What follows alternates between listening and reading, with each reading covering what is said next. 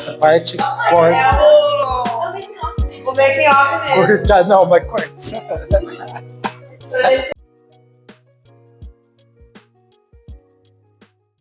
Então, olá, eu sou o professor Cássio Florencio Rubio, né?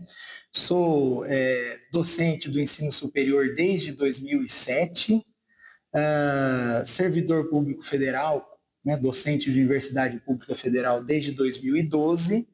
Estou aqui na UFSCar desde 2019, quando fui transferido de outra universidade pública. No PPGL eu ingressei em 2021, né? E me inseri na linha de descrição, linguagem humana e tecnologias, né?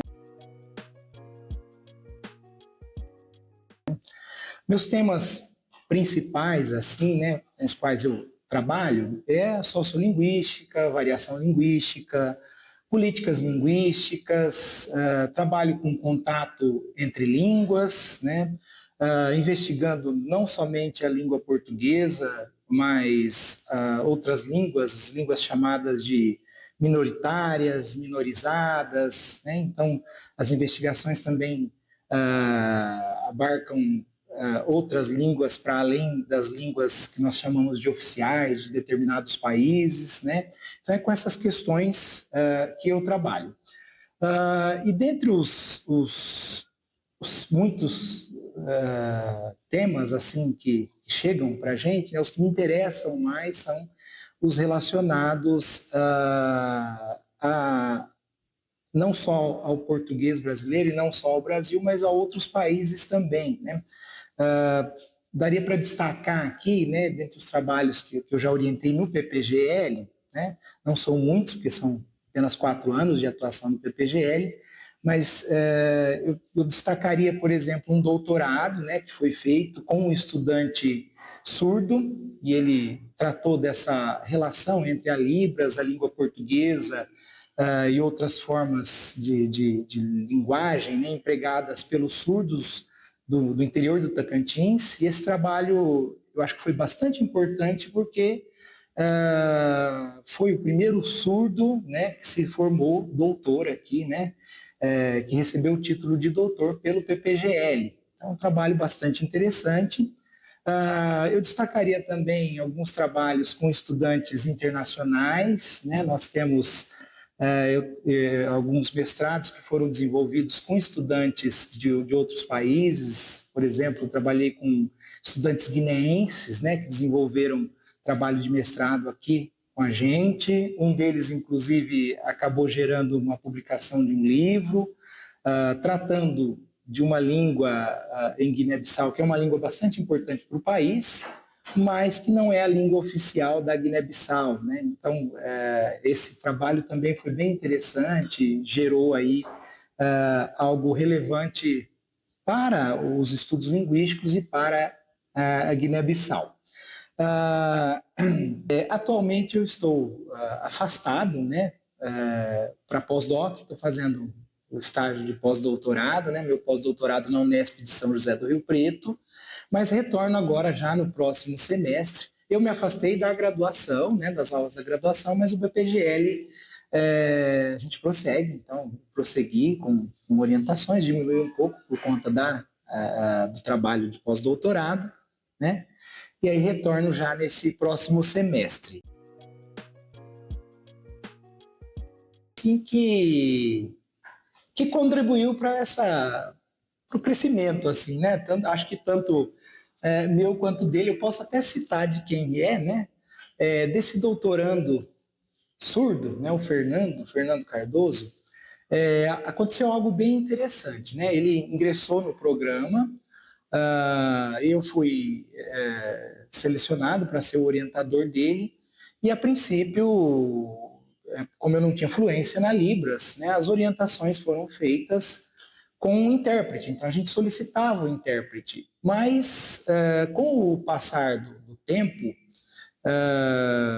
questão de alguns meses, a gente percebeu que as tecnologias podiam nos ajudar no sentido de a gente conseguir se comunicar, né, sem esse intérprete, claro, empregando também em alguns momentos a Libras ali, né, esse conhecimento conjunto que a gente tem, mas a gente encontrou um outro meio de se comunicar, de eu orientá-lo, né, das nossas reuniões acontecerem sem o intérprete. Então, como ele é um surdo oralizado, né, ele falava em português comigo, e quando eu falava em português com ele, a gente usava a legenda do Meet, do Google Meet, e nesse caso, né, a orientação dele foi feita quase toda na pandemia, e nesse caso, o fato dele estar lá em Tocantins e eu aqui, até ajudou, porque as reuniões eram online, eram feitas no Google Meet, e essa legenda do Google Meet auxiliava, ele me entendia perfeitamente, a gente conseguiu desenvolver muito bem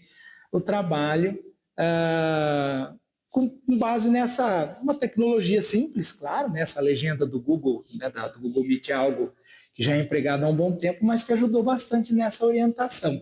Então, é algo que me chamou a atenção, né? Porque talvez se ele estivesse aqui, se não fosse esse distanciamento físico, nas reuniões presenciais, a gente teria mais dificuldade do que nós tivemos nessas reuniões à distância. Então, é algo assim que não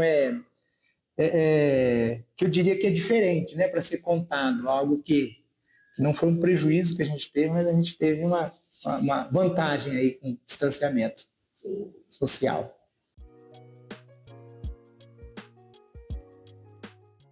E em relação ao futuro do PPGL, né, que é uma pergunta que a gente se faz bastante, né, como é que a gente pode contribuir para o crescimento do programa, né?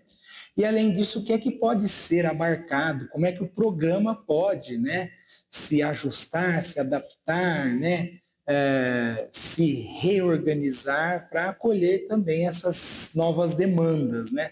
Demandas em relação ao que eu já apontei aí, dessas línguas, né, para além do português, demandas em relação à tecnologia, a gente tem pensado bastante nisso, né? Então, acho que, pensando no PPGL como um todo, né, não só na minha atuação, acho que é importante a gente pensar nessa consideração dessas outras línguas que eu chamo, né, de minoritárias, de minorizadas, são coisas diferentes, mas que eu chamo de minoritárias, minorizadas, línguas que por vezes são chamadas de dialetos, né, equivocadamente chamadas de dialetos. A gente pensar nas línguas indígenas, principalmente na UFSCar, né, a universidade que mais recebe estudantes indígenas no Brasil, se não a que mais recebe, uma das que mais recebe estudantes indígenas no país. Então, pensar também nesses estudantes indígenas, pensar nessas línguas que até então não foram analisadas, descritas, né, muitas delas que ainda não apresentam, né, uma escrita registrada. Então, acho que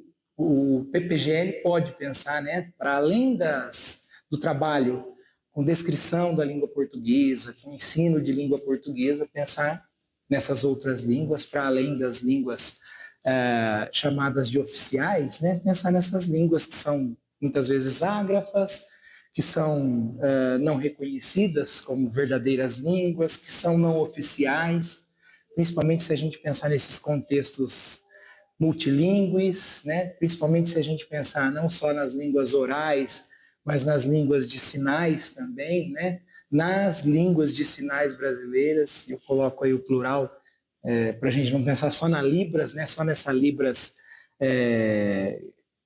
como essa língua padronizada, né? Então, acho que o PPGL pode expandir seus horizontes para considerar essas questões. A gente tem ingressantes aí, né? Professores que estão ingressando exatamente com esse perfil, né? Não estou citando, além de mim, né? Nós temos outros professores entrando para pensar nisso. Penso eu que para somar, né? Para ampliar esses horizontes do PPGL. Então, é mais ou menos isso que eu penso para o nosso futuro, aí para a gente, de certa forma, resistir, né? Estar aqui na universidade pública é uma forma de resistência. Estar num programa de pós-graduação, tanto para os docentes quanto para os discentes, também é uma forma de resistência, né? Então, de alguma forma, acho que pensar nesses novos horizontes é também uma forma de garantir essa resistência e essa existência futura. É isso.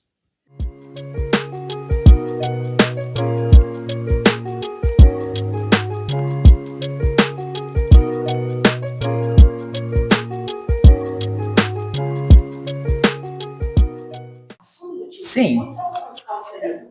Ah, tá balançando aqui? Ah, tá bom. Tem um papel ali, mas eu acho que... Eu posso não encostar aqui também. Ah, mas aí eu não encosto então, ó. Eu fico assim, ó, tranquilo. Não precisa, não. Não vai cortar essa parte. Né? Tá, então tá bom. Corta essa parte. Pausou ou não? Ela pausou. Ah, que bom. Pausou. Pausei não, gente, tava dando. Então tá, essa parte corta.